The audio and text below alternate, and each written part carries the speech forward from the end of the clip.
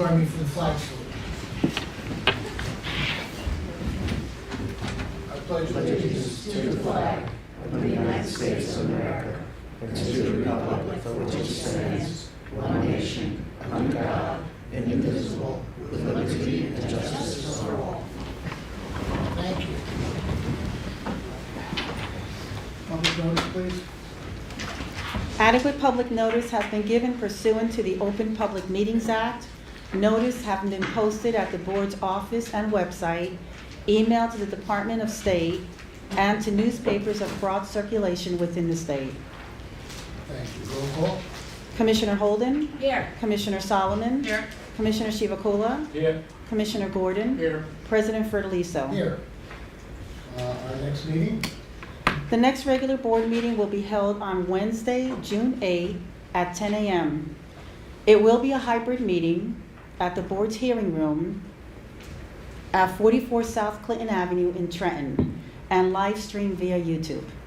Thank you. We do have an executive session today.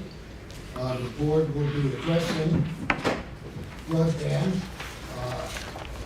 access commission, and the board will take action on this item during the regular session. Executive session shouldn't last more than 10 minutes. Will the Attorney General's office please explain the justification for going into executive session? Yes, good morning, Mr. President and Commissioners. Good morning, Michael. Item 4A on today's agenda falls within the contract negotiation exception to the Open Public Meetings Act. This exception is found at New Jersey Statute 10:4-12B7.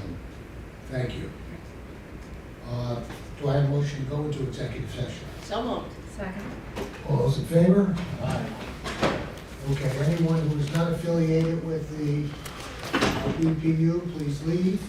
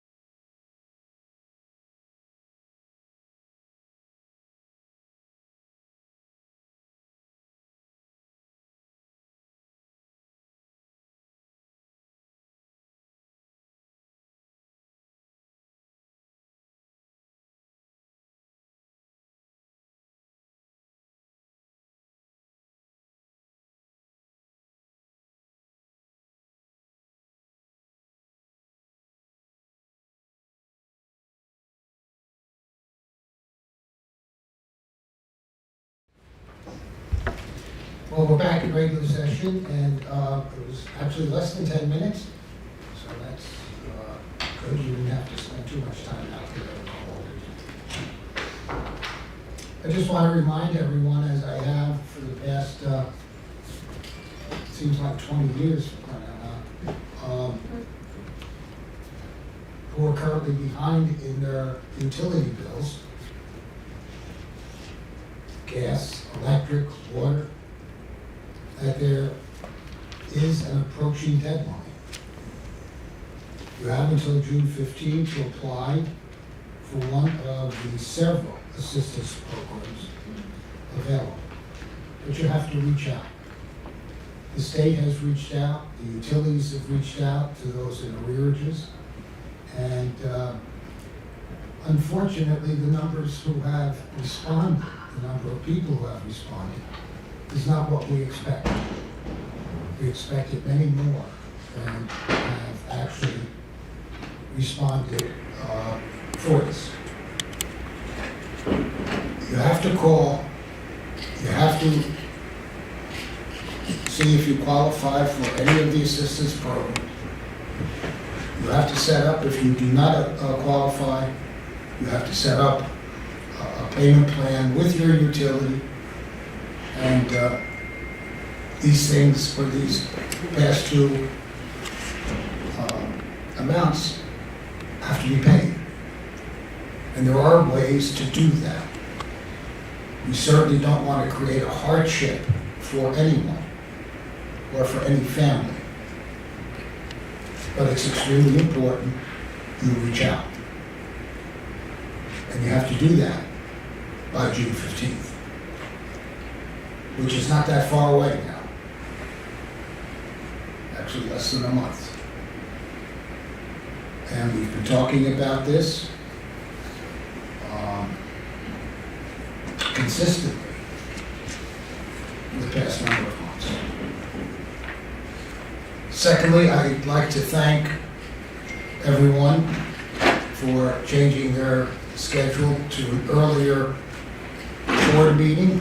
As you can see, we started at 9 o'clock.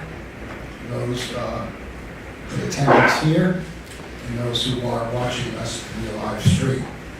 Again, the public is welcome to attend the meetings in person. But maybe you've become adjusted to watching them on the screen in your own home, in your pajamas, I guess. So whatever makes you comfortable. But the important thing is you know what we're doing, and that transparency is important. And the reason we had to change the time of the meeting is after this meeting, I have to go to the State House to testify before the Assembly Budget Committee as they contemplate the fiscal year 2023 budget. Monday, May 30, and we won't have a meeting before, is Memorial Day, the official or unofficial start of summer. And that's always much nicer to say for me personally than December 21st is the official start of winter. So this is, let's hope for a good Memorial Day weekend, and I hope that you enjoy that long weekend, and the weather is also cooperative so you can enjoy it. Before we go on any further, I want to just quickly recognize LaWanda Gilbert, our Director of Office of Cable Television and Telecommunications here at the board. LaWanda and her team have been hard at work on the readoption of Chapter 10 of the New Jersey Administrative Code, which is where the board rules governing telecommunications providers are found, to ensure that we are protecting our ratepayers to the best of our ability with the limited oversight that we have. As most of you know, maybe some of you do not, the FCC has basically taken away state commission's authority, with the exception of customer service. And that's what we concentrate on here, and we demand excellent customer service here in the state of New Jersey. And it's because of Luanda and her team that, for the most part, we get that. Is it always tip-top perfect? No. But I wouldn't want to answer to Luanda. Additionally, she and her team are working with Frank Gaffney as far as the Broadband Commission is concerned. And they're going to be embroiled in that for at least a year, because we have to issue a report at the end of that year regarding broadband access to the citizens of the state of New Jersey. And we would think that in a state like New Jersey, so densely populated and urbanized, that there would be broadband access for everybody. But unfortunately, that's not the case. So we have to ensure that everyone has the ability and the accessibility to broadband, particularly in the new environment that we're in. And that new environment, obviously, is one where virtual meetings are becoming more common. And there are a number of reasons for that. It saves time. Generally, you get done what you have to get done without driving an hour and a half somewhere. So, I mean, it certainly has its benefits. And it certainly, since the pandemic, it has become a part of, not exclusively, but a part of a typical workday, where all your meetings are not in person.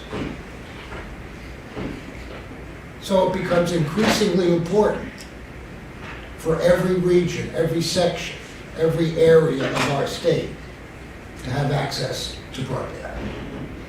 So Luanda's team is one that is going to be vitally involved in ensuring the fact that all New Jerseyans have at least access to it if they want it. So I'm happy to recognize Luanda and her team in the job they do every day, but in the job they're going to be doing also in the very near future. So thank you, Luanda. Do any other commissioners wish to make any opening remarks? Yes, sir. Thank you, Mr. President. I think along with the nexus to what Luanda is doing under your chairmanship of Broadband Task Force, the Affordable Connectivity Program, that is FCC, is a benefit that's available to households, which is $30 per month towards the internet and $100 towards the purchase of a laptop. I don't know whether you can get a laptop for $100, but they give you $100 towards that. And of course, the tribal lands get $75 per month. And like the program is trying to see how do you increase the affordability. You know, we have a lot of cable providers and the telecom providers providing the broadband service, but when it comes to affordability is a major issue. That's what the task force will be looking at. But there's a great opportunity for us to look at the best practices that are there and in other states and other jurisdictions and see how we can also try to implement them in the state of New Jersey. Even though, I mean, there are ETCs, eligible telecom carriers, who are doing this program, but I think we need to figure out a way to increase the affordable connectivity and its access to residents of state of New Jersey. Thank you. Anyone else? Okay, consent agenda, please, Madam Secretary. On consent agenda items 1A, 1B, 2A, 2B, 2C, 3A, 4A, 4B, 4C, 8A. So moved. Second. Roll call. Commissioner Holden? Yes. Commissioner Solomon? Yes. Commissioner Shivapula? Yes. Commissioner Gordon? Yes. President Felice? Yes. Thank you. Now to our regular agenda, and first, there are no items under audits to consider. Energy, Paul? First one involves Rockland Electric. Good morning. Good morning. On March 30th, 2022, Rockland Electric Company filed a petition seeking approval for its proposed infrastructure investment program, including an associated cost recovery mechanism. Rockland proposes to invest approximately $209 million in electric infrastructure over a 5-year period from 2023 through 2027. The proposed program includes enhanced overhead storm hardening, selective undergrounding, underground rebuild and rehabilitation, and Franklin Lake substation and high voltage distribution lines. Staff recommends that the board issue an order designating a commissioner and setting a bar date for entities to file motions to participate or intervene by June 1st, 2022. And I think we designated Commissioner Gordon, who volunteered to. That's correct, sir. So moved. Second. Questions, comments? Roll call. On the motion to approve staff's recommendation, Commissioner Holden? Yes. Commissioner Solomon? Yes. Commissioner Shivapula? Yes. Commissioner Gordon? Yes. President Felice? Yes. Next item involves public service. Correct. On December 30th, 2021, Public Service Electric and Gas Company filed a petition seeking approval of gas base rate changes to provide for cost recovery associated with the extension of its gas system modernization program, which was approved by the board in an order dated May 22nd, 2018. In the petition, and as subsequently updated, PSE&G sought to recover the projected revenue requirement of approximately $24.556 million associated with the capital investments through February 2022, not yet recovered in base rates. The parties have executed a stipulation that would allow the company to recover a revenue requirement consistent with the update, which if approved by the board, would result in an annual increase of $13.40 for the typical residential gas heating customer. Staff recommends the board issue an order approving the stipulation and directing PSE&G to file revised tariffs by May 31st, 2022. So moved. Second. Questions, comments? Roll call. On the motion to approve staff's recommendation, Commissioner Holden? Yes. Commissioner Solomon? Yes. Commissioner Shivapula? Yes. Commissioner Gordon? Yes. President Felice? Yes. Next item involves Butler Electric. Correct. On February 1st, 2022, Butler Electric filed a petition for approval of a levelized energy adjustment clause for the period April 1, 2022 to June 30, 2022. Specifically, Butler requested approval to decrease its LEAC rate for services rendered on and after April 1, 2022, to continue the current per kWh cap for the quarterly LEAC adjustment, and to continue to implement the LEAC quarterly adjustment rate mechanism as authorized by a 1987 board order. Following discovery, the parties executed a stipulation which recommends approval of Butler Electric's request. As a result of the stipulation, the monthly bill of a typical residential customer using 1,000 kWh will decrease by $38.42. Staff recommends the board issue an order approving the stipulation and directing Butler Electric to file revised tariffs by May 31st. So moved. Second.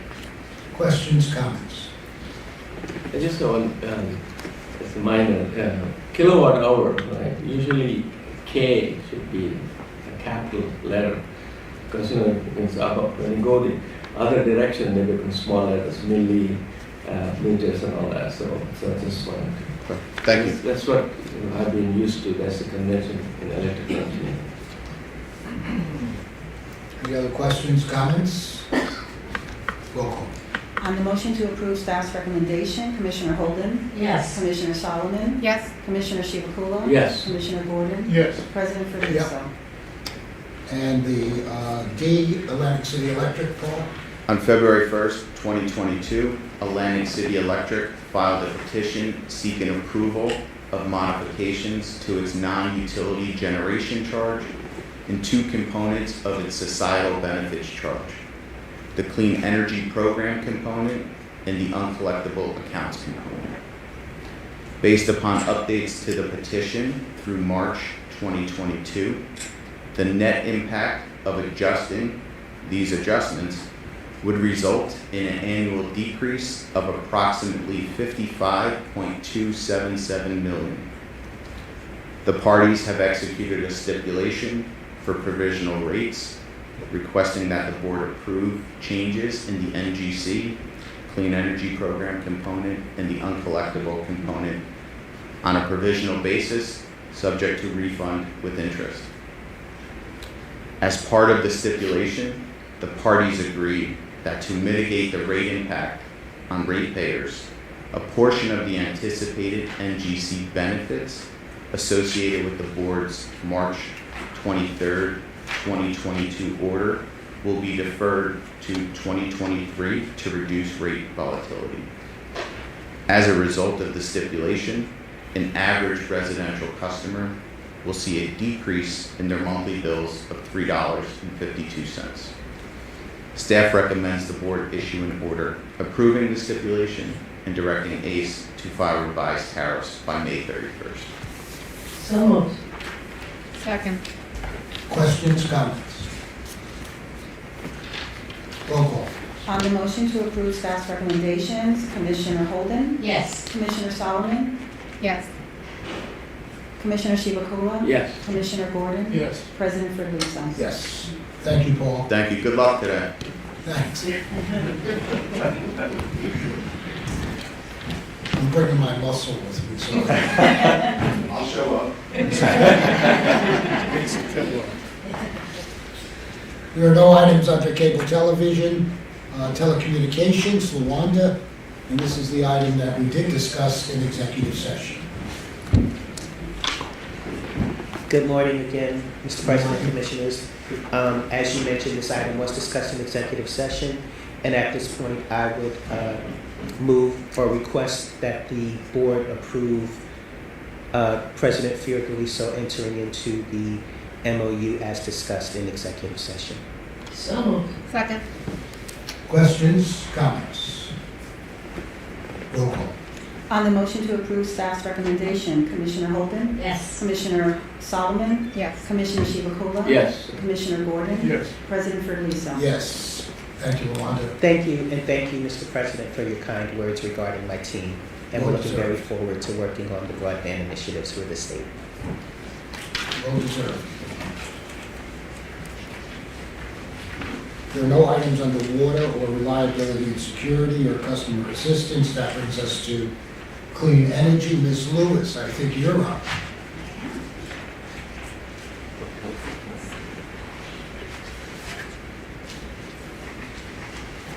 Must have something to do with EVs. Does. One day I'm going to surprise you. Good morning. Good morning. In June 2021, the FY22 New Jersey State Budget and Appropriations Act allocated an additional $14 million to the board for the purposes of creating programs to encourage EV charging. EV charging infrastructure. The board utilized those funds to create and expand several programs, including EV tourism, clean fleet, and the multi-unit dwelling program. Throughout the year, each of these programs has seen significant interest, although some more than others. For that reason, staff recommends allocating the remainder of the $14 million, as well as reallocating some of the Clean Fleet program funds to better fund the EV tourism and MUD programs. In March 2022, the board announced more than $1 million in EV tourism awards and opened round 2. Based on past applications, we anticipate that the second round will exceed the existing budget. Additionally, board staff has already received over $1 million in MUD applications, exceeding that program's allocation. Staff is recommending reallocating $6 million from the Clean Fleet program and utilizing the final $2 million of the legislatively appropriated funds to increase the budgets of the EV tourism and MUD programs. The recommended total for FY22 would be $8.5 million for the EV tourism program and $4.5 million for the MUD program. Staff recommends approval of the proposed reallocations. So moved. Second. Questions, comments? Comments. Yes. Yeah. These are not ratepayer dollars, correct? These are funds allocated by the legislature and federal government? So they're funds allocated by the legislature. We haven't spent any of those federal dollars yet. Thank you. Just want to make that clear. Yep. Yes. I was at a meeting down in Colonial Williamsburg this week, and I mentioned our EV program. They're very excited about it. And wow, how can we do this? I said, call the Virginia Commerce Commission and see what you can work out. Good. Very good. Any other questions, comments? Roll call. On the motion to approve staff's recommendation, Commissioner Holden? Yes. Commissioner Solomon? Yes. Commissioner Shivakola? Yes. Commissioner Gordon? Yes. President Ferguson? Yes. Thank you, Kathleen. Thank you. Ariane, you're up.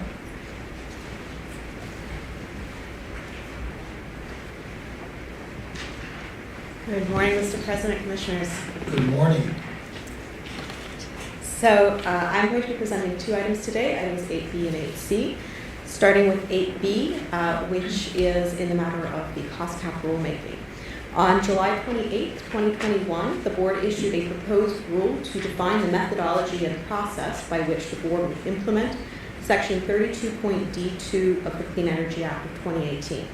Specifically, the Clean Energy Act mandates that the board ensure that the cost of certain specified Class 1 renewable energy programs not exceed 9% of the total paid for electricity by all customers in the state in energy years 2019, 2020, and 2021, or exceed 7% in each energy year thereafter.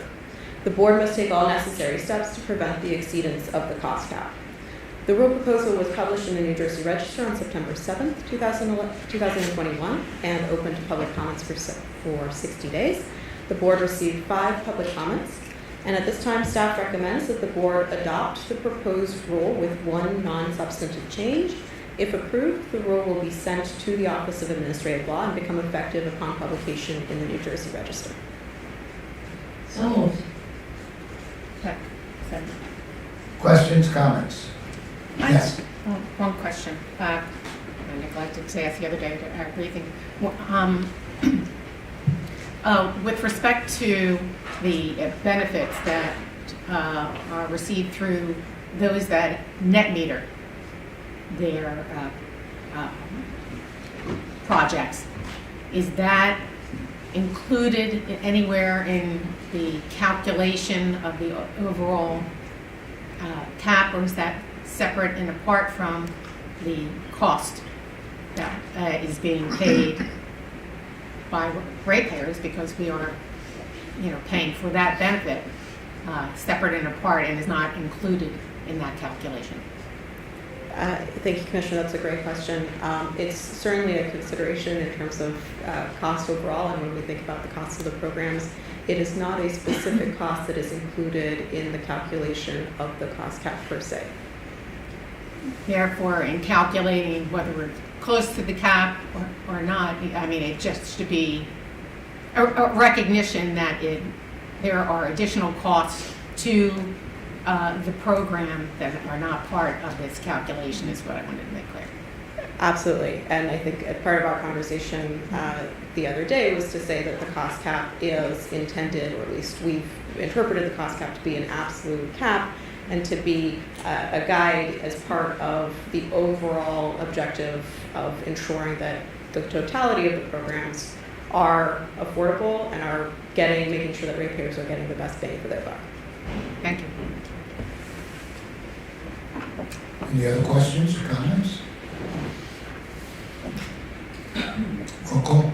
On the motion to approve staff's recommendation, Commissioner Holden, Yes. Commissioner Solomon, Yes. Commissioner Chivukula, Yes. Commissioner Gordon, Yes. President Felice. Yes. And then the solar successor incentive? Correct. So pursuant to legislation and the board's rules, the board must certify on an annual basis that the cost cap has not been exceeded, and therefore that future incentive commitments are permitted. The board must also set the megawatt block allocations for the administratively determined incentive, or ADDI program, for energy year 2023. Based on staff's calculations, the cost cap was not exceeded in energy year 2021 and is not forecasted to be at risk of being exceeded in energy years 22 or energy year 23. Accordingly, the cost cap does not currently serve as a constraint on setting megawatt allocations for future eligibility for the ADDI program or on compliance with the energy year 23 Class 1 renewable portfolio standard.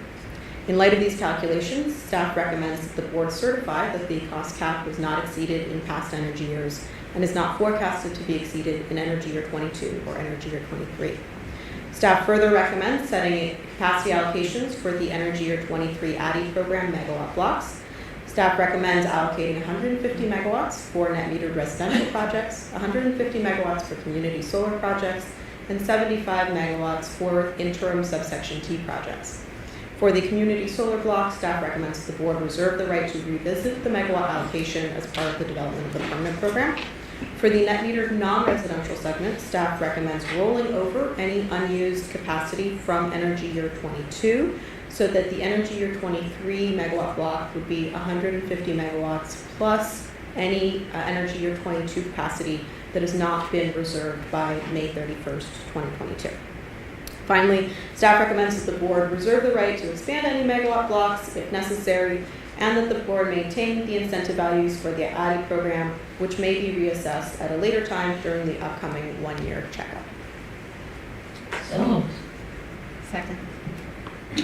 Questions, comments? Just one. Yes. Ariane, I'm sorry, I did not ask this question. How does all this rule affect the SREC banking, REC banking? Is there a banking associated with that? Like if I don't use that thing and I can reserve it for future date and things like that? It's a good question. This shouldn't impact the SREC program, certainly. The SUSI program in general and the ADDI program specifically operates for renewable portfolio standard compliance purposes as a separate program from the SREC program. And the megawatt allocations that we're discussing today are the allocations that are being set that allow projects to sign up for an incentive. Those projects then need to go through the process of reaching permission to operate and submitting all appropriate paperwork before they become eligible for the incentive. Yeah, I think the legislature increased the limit, cap limit to 9%, usually the 7% to accommodate for some of the projects, I think. Oh, sorry, I misunderstood the question.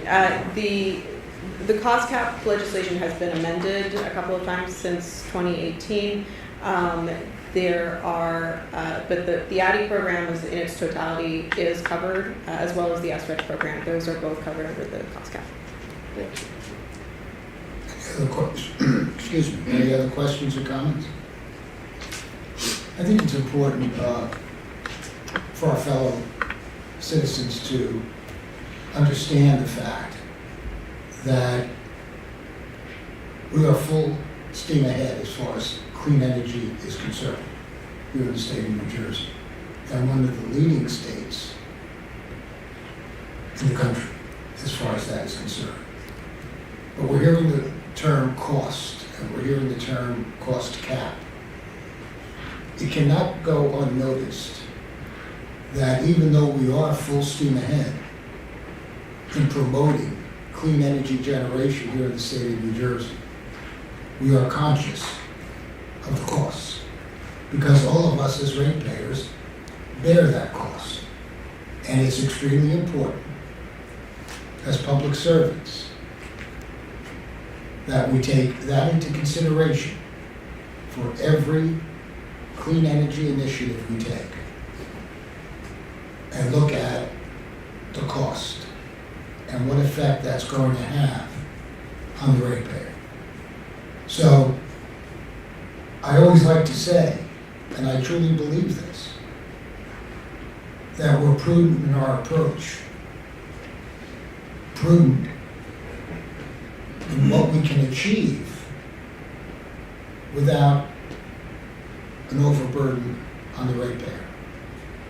So I think that's extremely important for all of us to remember and to keep in mind as we continue to go full steam ahead in making New Jersey, or keeping New Jersey, one of the leaders in clean energy generation.